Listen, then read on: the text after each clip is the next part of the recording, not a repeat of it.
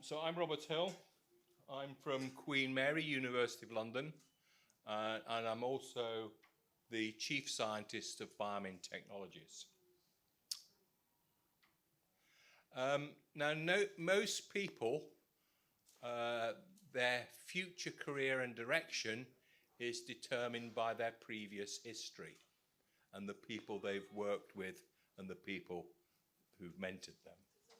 And in my case, perhaps one of the key people is this chap, Alan Wilson, who is the inventor of glass-ionomer cements. And that person there, that terribly young person, is me in 1988. So I was probably about 30-ish then. And that's at the Queen's Awards ceremony.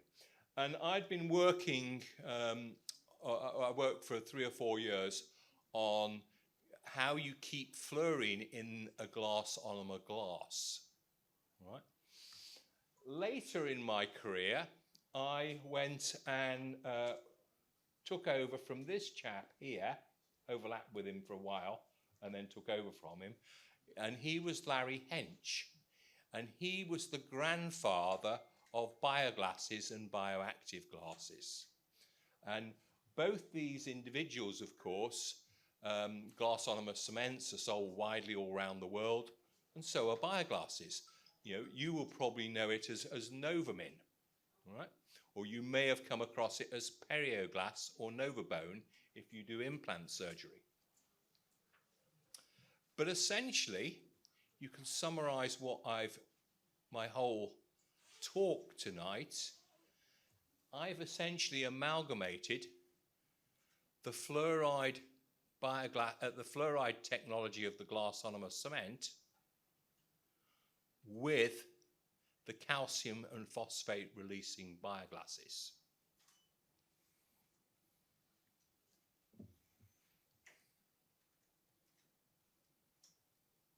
Come on.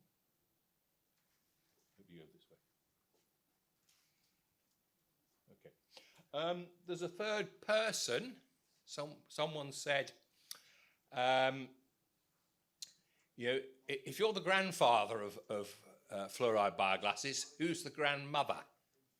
And it would have to be this chap, David Gillam, who had a big influence on me, because when I moved to Queen Mary, I was going to work on bone graft materials and bioglasses for bone grafts. And that was my remit. And he said, no, Robert, you'd be better working on glasses for toothpaste and treating dentine hypersensitivity. And he persuaded me that that was the direction to go in. But he'd also been, in his career, the clinical research director for GSK and ran all the clinical trials on the Sensodyne toothpaste. He's also wrote the first paper on using bioactive glass to occlude dentinal tubules. He never patented it, but he was the first person to publish. Okay, so there are a couple of other people who've had an influence on my career. This chap, Aaron Varshney. So he's an Indian. He is the president of the Society of Glass Technology at the moment, and he's been president of the ICG. He is the developer of the EpiPen, right? But with the chap with the red tie, who's John Morrow, he also developed Gorilla Glass, right? And the Gorilla Glass is the glass you'll have on your mobile phones and your tablets. And he was quite influential in persuading me that I spoke to him about setting up a spin-out company. And that's what happened, and that's the Varshney Award. So what is a bioactive glass? A bioactive glass dissolves in body fluids, releasing calcium and phosphate, and forms hydroxycarbonated apatite. Typically used in bone substitutes, but in the last 10 to 15 years, it's been widely used in toothpastes, where it goes under the name Novamin. To put it into context, less than half a ton of the bioglass, the Novamin, is used in medical implants. Some 6,000 tons of powder are produced for toothpastes. And for example, Novamin is in this one, Shinam. Now, most people think of glass as chemically stable, as being inert, not reactive. This little video, I hope, will persuade you that glasses can be very reactive and very soluble. We're taking a specially made bioglass, labeled BG there, putting it into water, along with, we put some WG, which is window glass, into water. She's going to shake those two pots up, and by the time she's finished shaking, the bioglass will have dissolved. So it's dissolving in under 30 seconds. It'd be disastrous if your windows dissolved, wouldn't it? Yeah. This was done for the purposes of the video alone. So you can see the opaque one for the window glass, and you can see the clear solution for the bioglass. The one we use in the toothpaste takes about 10 to 12 hours to dissolve. 30 seconds is a bit too fast even for a toothpaste. Right?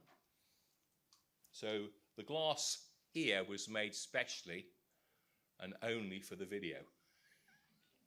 But you wouldn't want to be watching a video of taking 10 to 12 hours of glass dissolving. We're going to do a little bit of chemistry now. So we've written this reaction.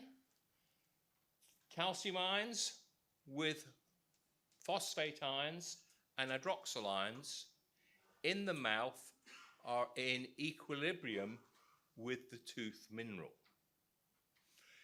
If the pH goes acidic, that reaction moves towards me. Right? In other words, the hydroxyl ion concentration falls, it moves towards me. The mineral in your tooth dissolves. If you increase the calcium or the phosphate, you will push that equilibrium to the right, right, in favor of mineralization. If you increase the hydroxyl ion concentration, you can drive it to the right. If you put some fluoride there, the fluoride ion will swap for the hydroxyl ion, and you'll form not hydroxyapatite, but fluorapatite. And that pushes the equilibrium very hard to the right. It also has benefits because the fluorapatite that's formed is about a unit of pH less sensitive to acids. So it dissolves about pH 4.5, whereas hydroxyapatite dissolves at about pH 5.5. And hydroxycarbonated apatite dissolves at an even higher pH, about 5.56. So the main benefit of putting fluoride in is to form fluorapatite, which is much more chemically durable. And that's why we put fluoride into drinking water, into GICs, into varnishes, etc.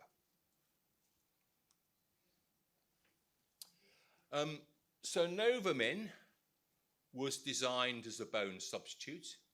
It was never ever intended to be put into toothpastes, right? But it actually works fairly well in toothpaste, as we'll see. BioMin F that we developed was designed and optimized specifically for putting into a toothpaste.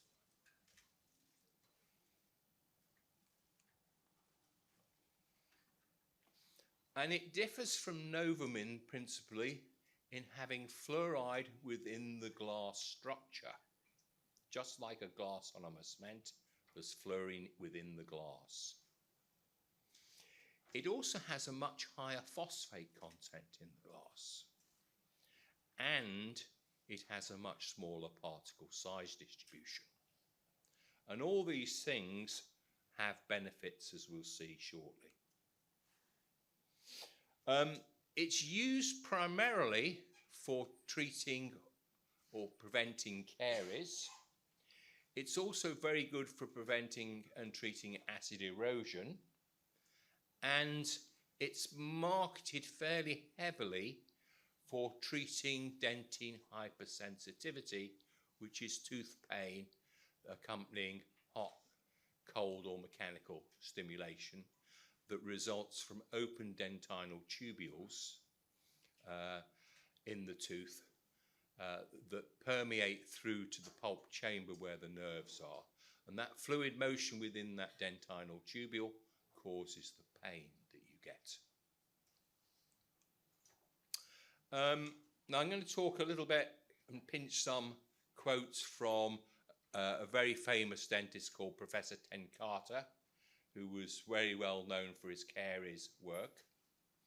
And what he said was that low concentrations of fluoride have a very beneficial effect on enamel and dentine remineralization. But he also recognized that in the mouth, the fluoride decayed away exponentially after a fluoride treatment. So when you brush your teeth with a fluoride toothpaste, the fluoride decays away exponentially with time. And this is because you're continually producing saliva and swallowing saliva. And if you say, take typical values, you're producing perhaps 2.5 milliliters a minute of saliva, and your salivary volume is 2.5 mils. Each minute after brushing your teeth, the fluoride concentration will halve. And so we get an exponential decay like that blue line in the diagram. That's not what we want for a toothpaste. And this is what Professor Carter recognized. And he said that what we wanted effectively was a slow release system for the fluoride. We wanted to continually deliver the fluoride and maintain it at a low level.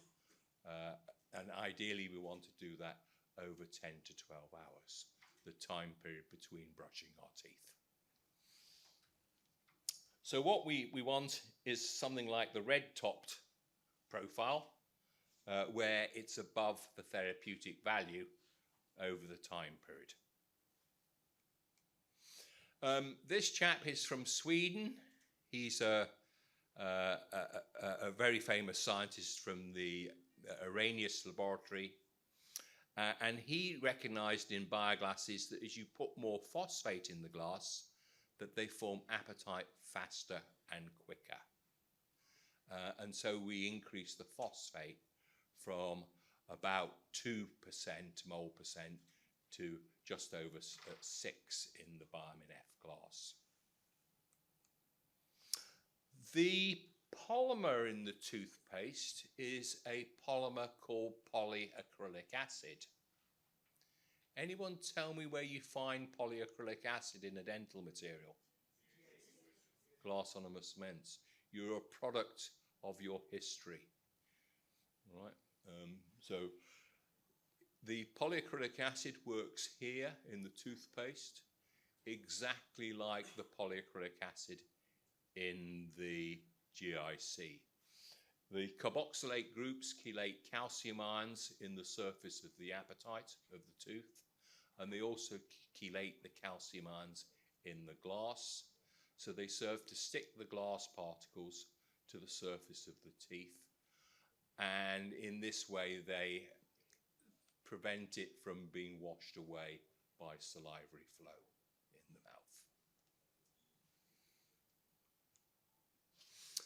mouth. The particle size of the BioMin F glass that goes into the Elsenz is much smaller than that of the Novamin. I've drawn them schematic circles, but the D50 here is the particle size where 50% of the particles are bigger and 50% are smaller. So you can see for the Novamin, it's 14.47. For the BioMin F, it's 5.92. So we've got a substantially smaller particle size distribution. That means we can have a lot more smaller particles that are capable of going into the dentinal tubules. And that makes for efficient tubal occlusion. But there are some other advantages to having finer particle sizes. Because particularly for a dentine hypersensitivity toothpaste, you want a low abrasivity, right? Some dentine hypersensitivity is caused by excessive toothbrushing at the cervical margins, where you remove the thin layer of enamel at that margin. And we don't want to do that because we'll compound dentine hypersensitivity if we do. So here we have some of the first set of data. We don't have quite a flat top plot like my ideal schematic where it was constant over the whole time period. It does drop off over time, but we're still releasing 2 ppm fluoride at 24 hours. So we're meeting that time, that target of having 10 to 12 hours at least. We use a technique called X-ray diffraction to characterize the mineral phase formed, right? Because hydroxyapatite is a crystal structure. And we do the experiment first in tris buffer, where there's no calcium and phosphate in the buffer. So any apatite formed comes solely from the glass, right? And you can see the bottom diffraction pattern here is the glass, broad peaks, and then with time you can see sharp peaks start to evolve, which are the apatite. You can see it's taking, to get, it's probably starting about, well, I don't know, 6 hours. It's quite slow in just tris buffer. But in the mouth, of course, we've got good quality saliva. We've got a saturated solution of calcium and phosphate. And the glass uses some of that calcium and phosphate along with the calcium phosphate from the glass to drive that apatite formation process. Here we have it where we've done the experiment in artificial saliva. Can you see that, for example, in 3 hours, there's really large amounts of apatite being formed? Right? So it's vastly quicker in the artificial saliva than in the tris buffer. I like to have 2 techniques showing me the same thing, because then I can be confident that my results are sound. And here we have the 31 phosphorus spectra, and we can follow the conversion of the glass to the apatite in a similar sort of way. Now the apatite formed with this toothpaste, with the BioMin F and in the Elsenz in the BioMin toothpaste, is fluorapatite. But it's very difficult to distinguish between hydroxyapatite and fluorapatite. They are chemically very similar. They have virtually the same infrared spectra, the same Raman spectra. But one of the easiest ways to distinguish between fluorapatite and hydroxyapatite is to look for the fluorine signal in the NMR.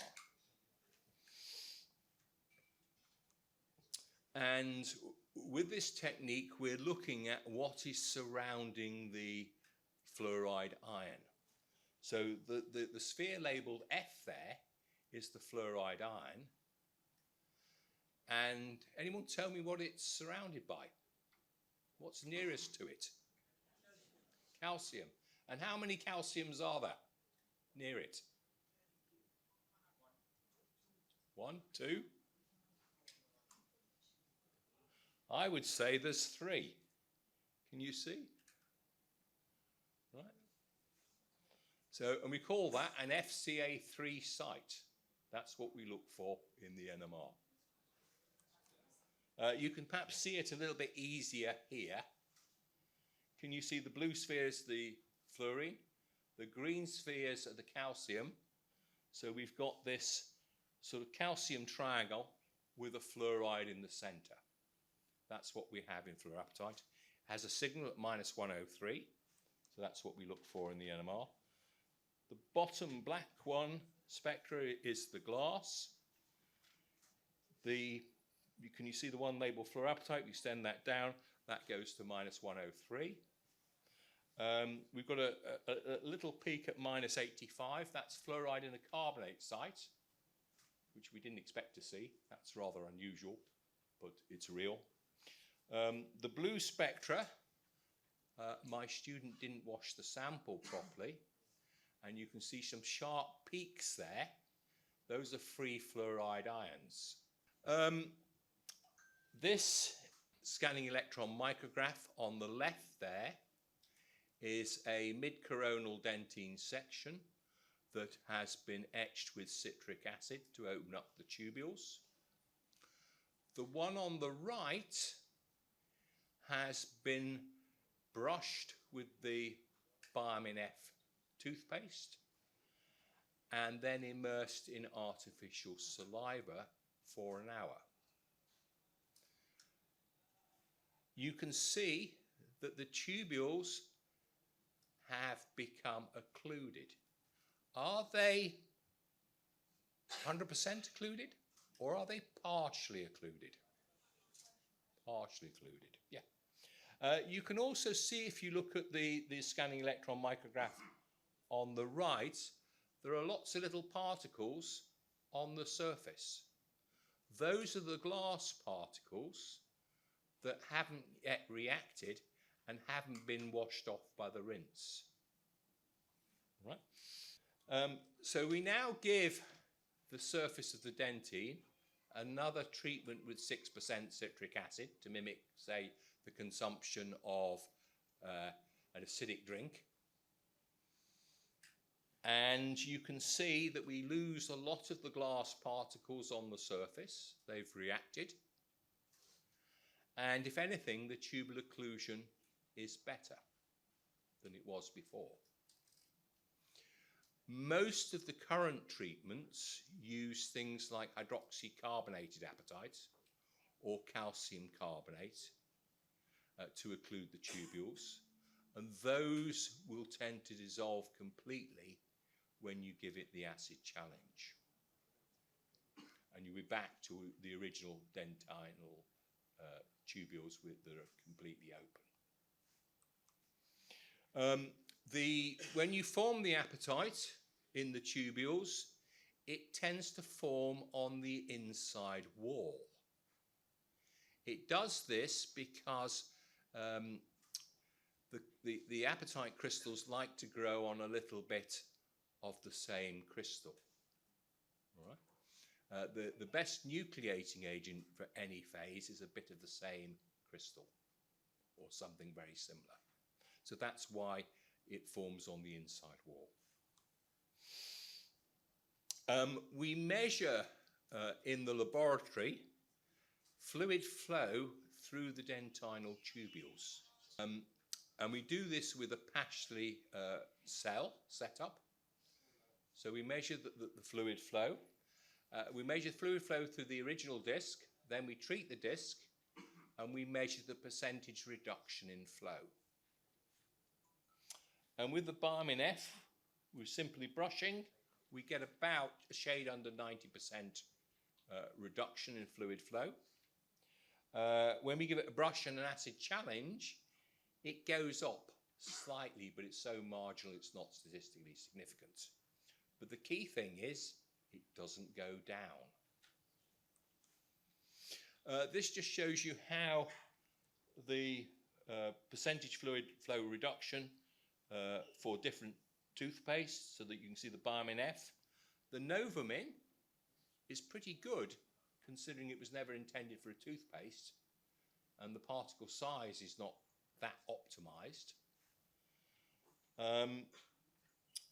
The blue ones in the middle are nanohydroxyapatite toothpaste, which again do reasonably well. The Colgate Pro Relief, which is the other big sensitivity toothpaste, does pretty well. But both these two green ones, if you give them an acid challenge, you lose all the occlusion of the tubules. Now, the surprising thing to me was the potassium nitrate. The potassium nitrate toothpaste doesn't work by tubal occlusion at all, supposedly. It works by nerve deactivation. Potassium is a nerve desensitizer. If you go to lithium, you sensitize your nerves. If you go down the periodic table to potassium, you desensitize. But it seems to work to a degree by tubal occlusion because of the silica and the TiO2 and the other particles within the toothpaste itself. We measure remineralization rates of the toothpaste by taking little enamel blocks about 3 millimeters square. We put them in a cell that takes about 2.7 milliliters, and we pump acid through that cell initially to demineralize the surface. We then switch to artificial saliva, and we apply the toothpaste to the surface twice a day at 12-hour intervals for probably a week or two. And we measure over that period the mineral content in that enamel block by passing an X-ray beam through it and measuring the attenuation. The flow-through setup is designed to mimic the salivary flow within the mouth. These are the remineralization rates. AS on the far right there is artificial saliva. If you've got good quality artificial saliva, you will get remineralization. The people who have caries tend to have poor quality saliva and poor salivary flow rates. Those are the patients that are really at risk of caries. The Sensodyne Repair and Protect has about twice the remineralization rate of artificial saliva. So that's, 100% improvement on artificial saliva is not bad. MI Paste and MI Paste Plus, I think you know here in India as Tooth Mousse and Tooth Mousse Plus. Right? And Tooth Mousse is pretty good too at remineralization. But I would have thought that Tooth Mousse Plus with fluoride would have done better than Tooth Mousse on its own. Right? And it's not. So I got my student to go and measure the fluoride concentration in Tooth Mousse Plus. And on the packaging, it tells me it's 900 ppm. And she measured 100 ppm. And you say, well, where's the fluoride gone? It's actually been taken up by the ACP, the amorphous calcium phosphate, to form what Reynolds calls ACP-F. Right? When you run the NMR of that, it's fluorapatite. So if you've made fluorapatite in the tube rather than in the tooth, the calcium and phosphate and fluoride in that fluorapatite is not so readily available. And that's why the Tooth Mousse outperforms the Tooth Mousse Plus. Now, one of the things with when we started on this journey 10 years ago almost, we got relatively little data. A lot of the drivers came from David Gillam, who told me we needed a smaller particle size. We wanted a softer glass. He gave me the criteria that he wanted for a toothpaste. But now we have over 200 papers published on the various BioMin F toothpaste. High proportion of them are on Elsenz, quite a lot on BioMin F, but the formulations are almost identical. They all contain 5% of the active ingredients. They may differ slightly in some of the surfactants, but essentially they're almost identical toothpastes. There's some 12 RCT trials, and 8 or 9, I think there are, on dentine hypersensitivity. There's 2 on white spot lesions. And the results are really very good indeed. There's a lot of in vitro data doing the ADA specification type test, measuring hardness gains. But it's really very promising. A lot of these papers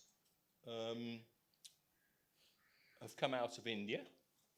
And what we'll see is the BioMin and the Elsenz both outperform Sensodyne Repair and Protect and Colgate Pro Relief in clinical trials.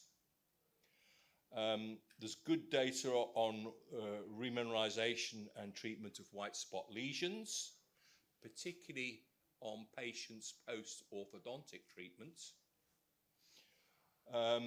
There is only one paper in the literature where the BioMin F toothpaste doesn't remineralize equally as well as MI paste or better, and that's a paper produced by the inventor of tooth smooths.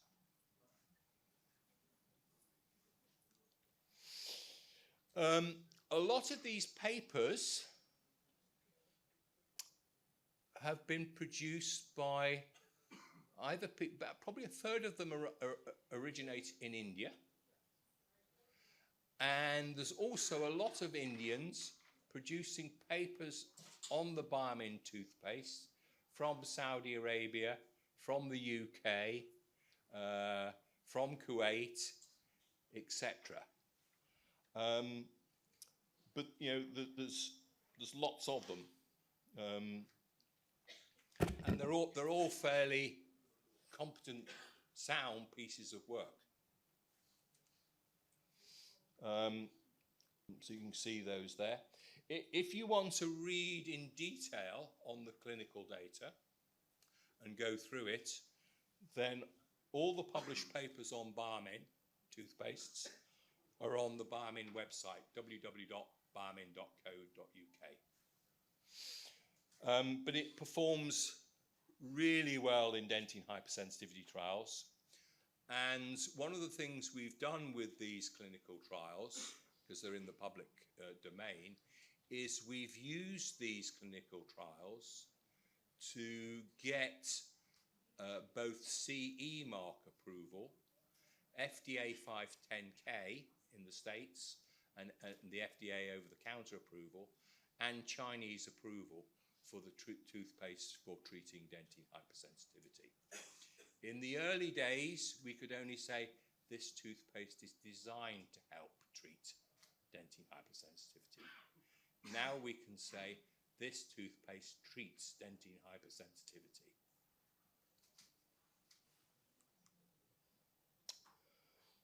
So the clinical benefits of the fluoride-containing bioglasses: they chemically adhere to dental hard tissue, don't get washed away by saliva.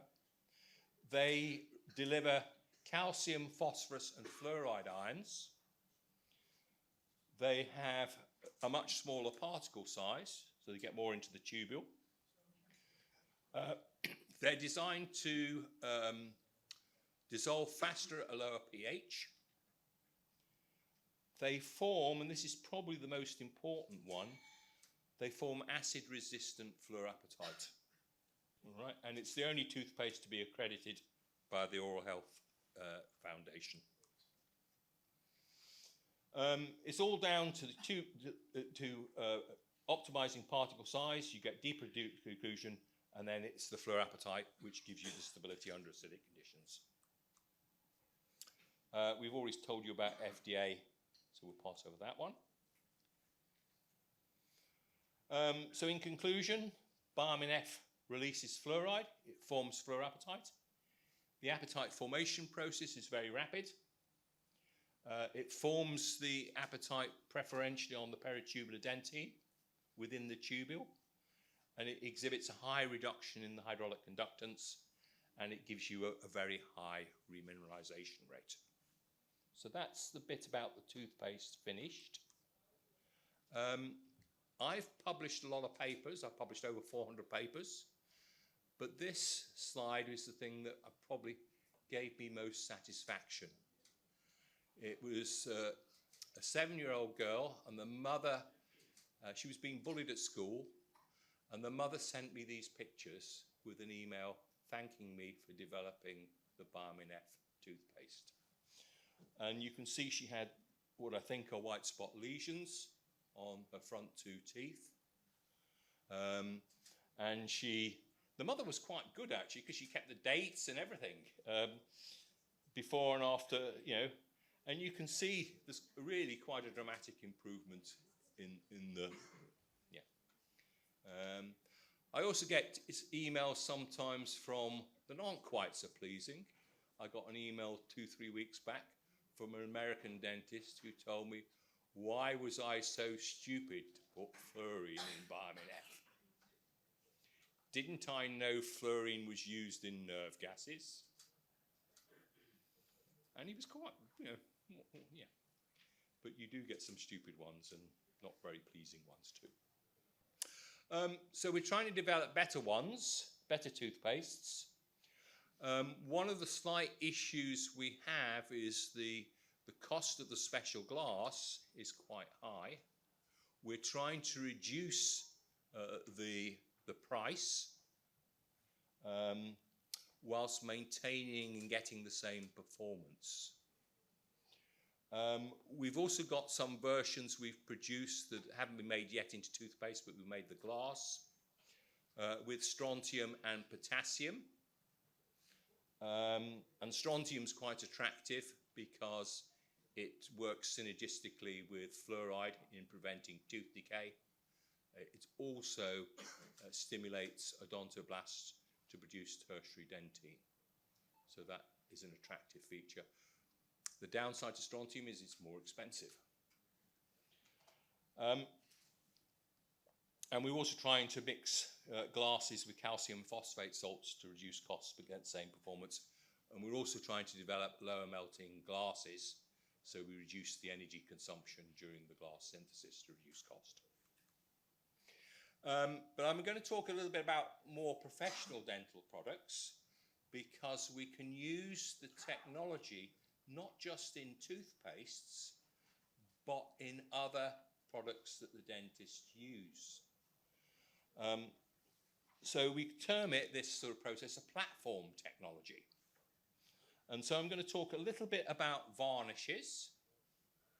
I'm going to talk a little bit about orthodontic cements, and then probably a little bit about remineralizing fillings.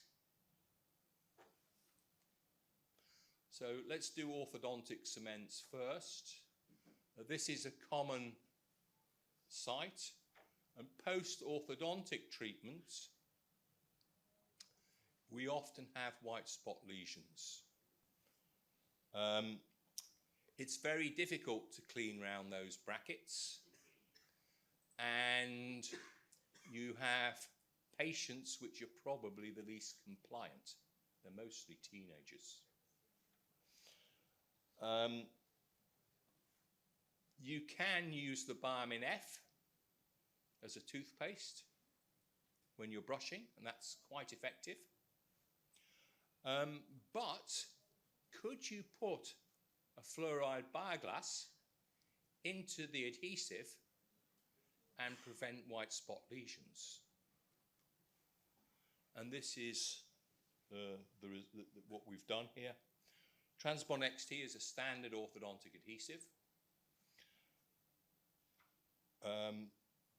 On the right here, we have a fluoride bioactive glass adhesive that's used to bond the bracket in place. And then we immerse the 2 teeth in acid, in artificial saliva, pH 4, overnight. You can see that this one's whitened all over the surface. That's, if you like, the the white spot lesion, whereas the one that's bonded with the fluoride bioglass hasn't happened at all. And we're in the process of, with an American company and a German company, getting the approvals to get this to market.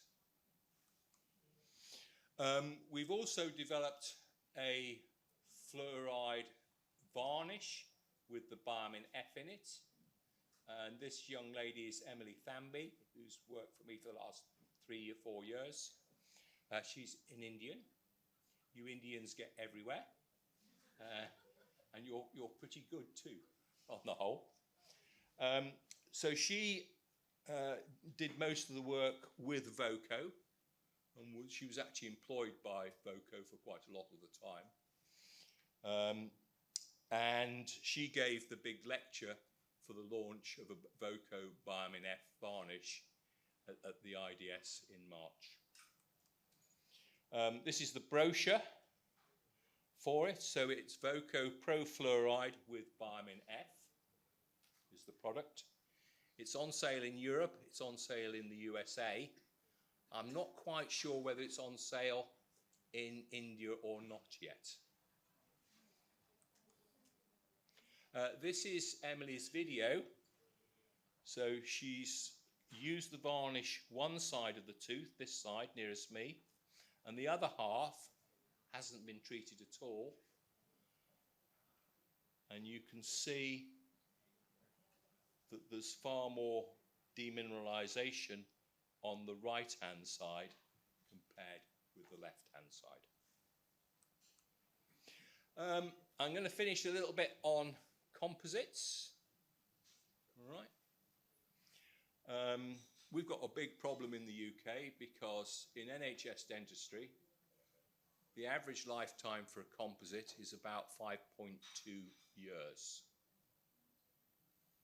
which isn't very long at all.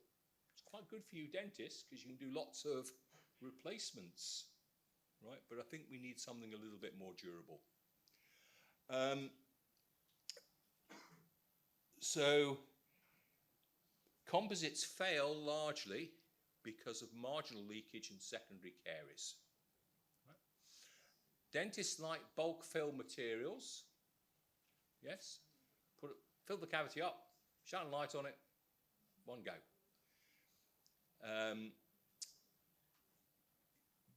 You don't, in general practice in the NHS, 80% of dentists don't use rubber dam at all. They have virtually no moisture control, and of course they have high failure rates. Amalgams had marginal gaps, yes. Why don't amalgams have a big secondary caries problem? Say that again? Copper content. Copper? Yeah, amalgam has copper that will seal the margins. Okay, copper, silver, tin, zinc, mercury, all of which are bactericidal, and all of which tend to precipitate as phosphates as corrosion products in the margins. Right? They effectively protect the amalgam against secondary caries. Right? So I'm a little bit different because the whole dental materials community has been trying to reduce polymerization shrinkage. Right? And they have reduced it. They've got it down to about 1%. But 1% shrinkage on a restoration which is 6 millimeters across is 60 microns. A bacteria is less than 1 micron. It's not going to have any problem going down a gap of 60 microns. So what we've been doing is using a bioactive glass in the composite. And the idea is we release calcium, phosphate and fluoride ions into the marginal gap. It should raise the pH, should provide fluoride to protect against decay, and hopefully will fill the gap up with apatite. We'll pass over that. So this is a composite here. You can see the glass particles in the composite, and then when you immerse this in artificial saliva, it forms a layer of apatite on its surface. And now we're going to do a little study with art, atraumatic restorative therapy. You can see my glass on my background is coming in again. All right? Because this is a technique that is generally only done with GICs. In fact, my student who was doing the work kept coming back to me and says, Joe Frenken says you can only do art with GICs. And I said, yes, but Joe Frenken doesn't know about fluoride containing bioglasses. So we're doing a bioactive glass composite filling, an art type technique with hand excavation, and following it with X-ray microtomography, looking at 3D. Okay, so this is the time 0, the placement of the restoration. Can you see this here? That's your marginal gap, despite the fact that this restoration was built up incrementally. Can you see the carious lesion in the base of the cavity? Yeah. Can you see a white spot lesion on the right-hand side, where it's formed? You've got the surface is mineralized, but then there's a radiopacity beneath it. So you can see that we've lost mineral from the surface of the composite, and it's gone into the restoration. So the red line is, can you see the increase from the blue line to the red line? We've increased the mineral content within the carious lesion. I think you can probably see that visually if I click on here. Can you see the increase in the mineral content? And then we'll do the difference image. So everywhere it's gone whiter is an increase in mineral content. Where it's gone dark, we've lost mineral. We form mineral even within the bubbles in the composite. Can you see the white line down the edges? That's apatite mineral forming in the gaps. All right, and we're going to have a quick look at that. So we're going to pass over A and D, I think, but we'll look at B. So here, this is the marginal gap. Can you see this white deposit? That is the apatite mineral forming in the marginal gap. This was a little bit worrying because this is in contact with sound dentine, and we're getting increased mineralization. So this is in fact not remineralization, right? Because you can't remineralize something that's already remineralized. But if you look carefully within the dentinal tubules, can you see the dentinal tubules running in this direction? If you look at the ones nearest the composite, can you see this white lines on the inside walls of the dentinal tubules? And that's the apatite being formed within the tubule. So it's not remineralization, it's new mineral formation within the tubule. We'll pass over that one. So, yeah, so you can remineralize carious lesions from these sort of materials by delivering calcium and phosphate and fluoride. And you can infill the gap. You also push up the pH in that gap, which is important because the cariogenic bacteria like an acidic pH. And you can create that apatite in the gap. So just some acknowledgements. So, you may have seen the strap line on the BioMin toothpaste and the Elsenz, armor for teeth, and the sort of people wearing armor. That's a little bit of a thank you, really, to an organisation called the Armours and Braziers Guild in London, who gave us, we won a prize of £25,000, which we actually used to make the first 10,000 tubes of toothpaste.